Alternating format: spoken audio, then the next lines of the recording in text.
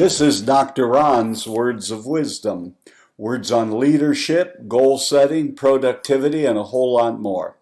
I trust that you'll consider this like a vitamin or a supplement for your heart and mind.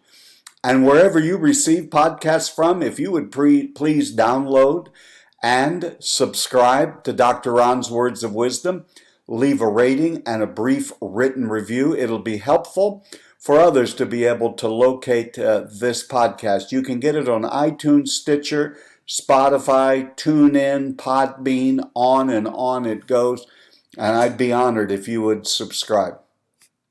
I want to fill in the blank today on this sentence. Leaders are. I have spent some time on these podcasts defining who a leader is. And as you know, I try to use in an overarching way the largest possible, the broadest possible definition.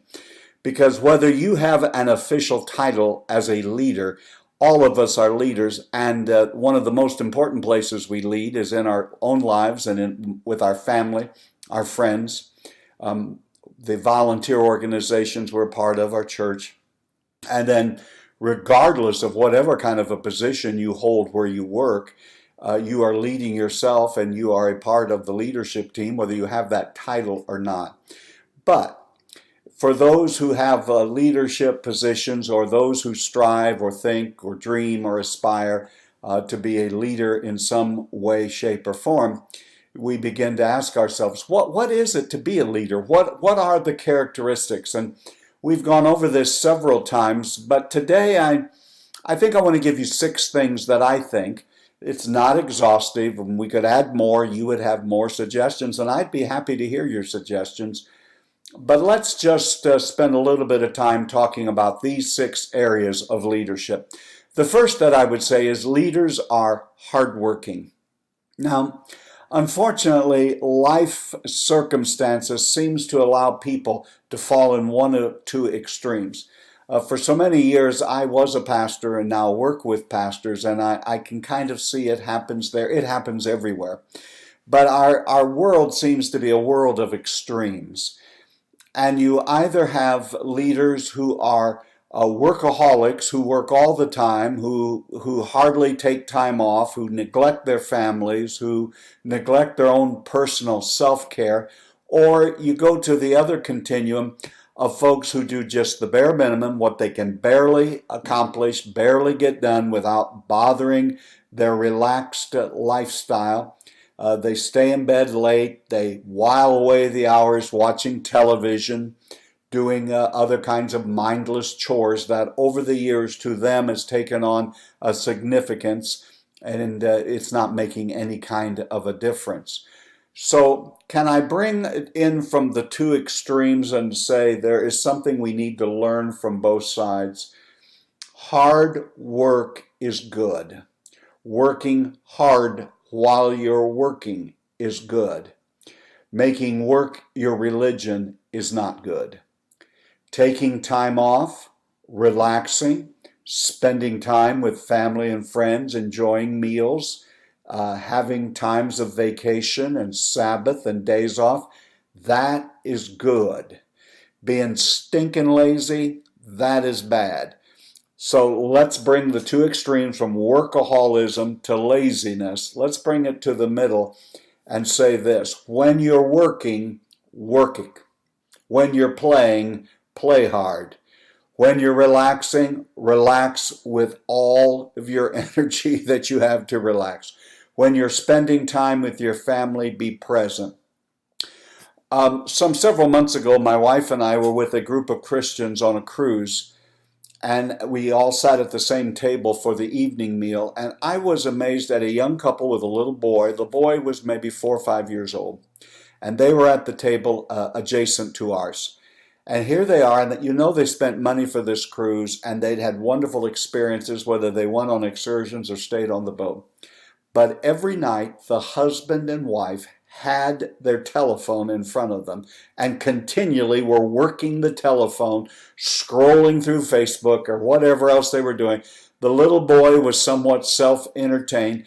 They ate the meal without hardly ever looking up or looking at the meal.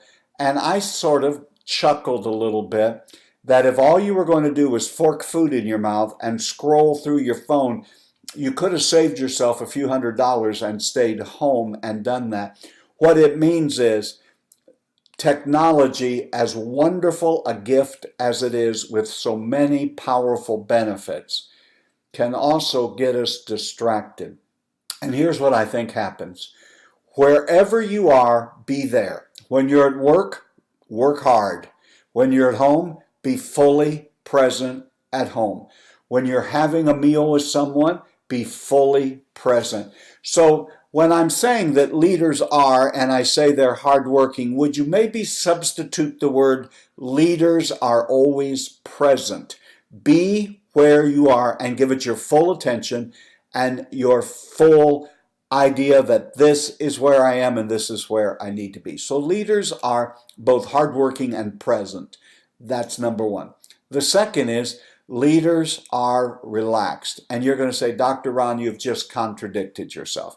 You just gave us this wonderful definition of workaholism on one extreme and stinking laziness on the other, and that we really need to meet in the middle, and that's true. But you can be a hard worker and you can work hard while you're at work and still be relaxed.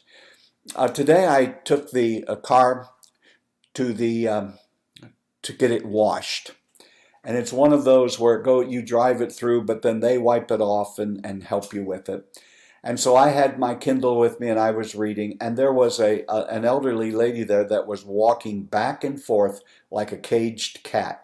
She was so anxious to get her car and for them to get done, and she just was wearing out a path. And it's a beautiful day where I'm living today. So I was sitting on the bench outside, I was reading my Kindle, and I'm trying to learn this because I did not come by it naturally, but I'm trying to learn that if things are out of my control, relax, control what you control, leave the rest of it in God's hands.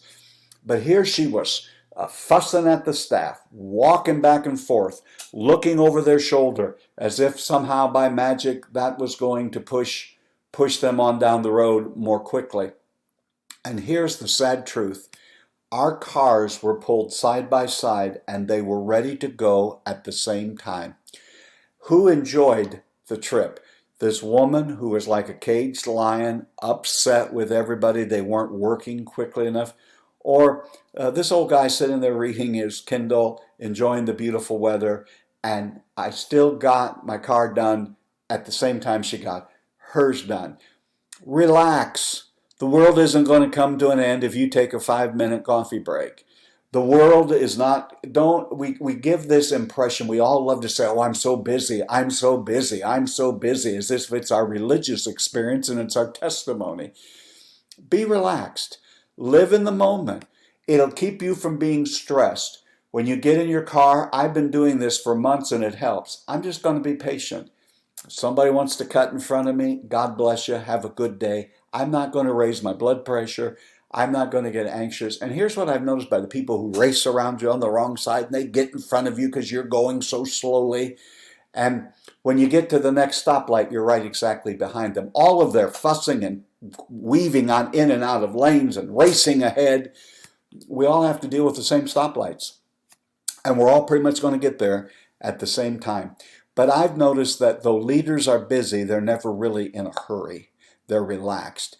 They know that they will have ample time and ample resources and ample ability to get done what they need to do. Quit stressing over everything. Quit being in such a hurry that you suffer from hurryitis and it's become almost a terminal disease. A real leaders are relaxed. All right, they're hardworking or present. They're relaxed. Listen to this one, please. Leaders are not grudge holders. You are going to have to learn in life to let it go. As a matter of fact, I do this thing nearly every evening. After I've prayed, after I've read my Bible, after I've done my evening routine, I sit on the edge of the bed. I learned this from a mentor back in 1978. I sit on the bed and I just, with my closed fists, open my hands toward heaven and give it all to God. I'm going to bed. I need sleep. The Bible tells me God doesn't sleep, so he's going to be awake anyway, so he may as well watch over it. I can. And if he allows me breath in the morning, I promise I'll pick up that load that is mine and carry it on. The other thing is you need to give people up to God. All of us have been hurt. The opposite side of that coin is also true, my friend. All of us have hurt someone.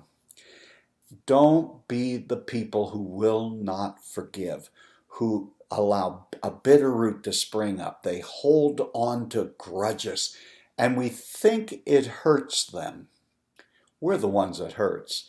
You know, the lack of forgiveness, the greatest quote about that, by me not forgiving you, I'm drinking poison thinking you're going to die, and I'm the one that's affected. Probably a not very churchy illustration of this, but one of my favorite is, while you're sitting home mad, holding a grudge, the people you hold the grudge against are out dancing. That was what Buddy Hackett said, meaning this: my anger, my lack of forgiveness, my holding and festering grudges in my life affects no one but me. And if you're going to be a leader, you're going to have to let go of the hurts, let go of the disappointments, let go of the grudges. There are people in our families who have hurt us and wounded us deeply. There are people that we've invested in, we've spent time with, we have poured our lives in, who have just about walked away from us and said hateful and hurtful things. There's no one who is exempt. There is no such thing as a pain-free life. And if you're going to be a leader, you have to begin to let it go. Don't hold a grudge. Move on. The prisoner you're going to set free is indeed yourself. The fourth thing that I would say about leaders is that leaders are ambitious. Now, I know that's almost become a dirty word.